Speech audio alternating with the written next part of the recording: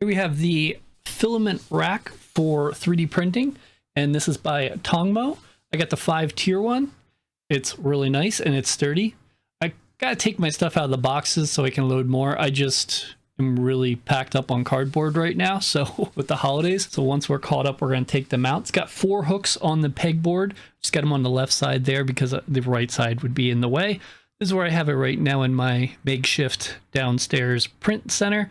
You can see 2 shelves aren't really being utilized, but once it's out of the boxes, it'll work.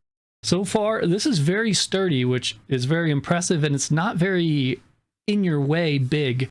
It's big enough to hold it, and it's strong enough to keep it set. So basically for install, my wife has helped me. So how it works is you just put the bars in here, and you're just going to go through and screw them in. You're going to have to do one side at a time. So even though some people recommended doing 2 sides, you just put the bars on, and when you screw it in, you screw the screw halfway. That way it's still loose, it holds, but yet it's got some give to it.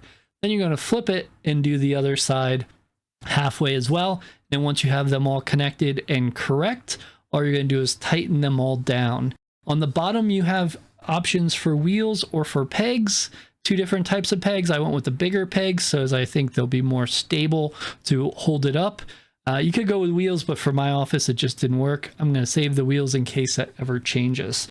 Overall, this is very sturdy, and I am surprised. I almost got another one that wasn't as sturdy from what it said in the reviews, and I'm glad I went with this one. The pegboard on the side gives you a little extra stuff, you could put in too, so you can really pack this. And I didn't notice how much filament I had until I got this, and I filled it, and I still have more filament.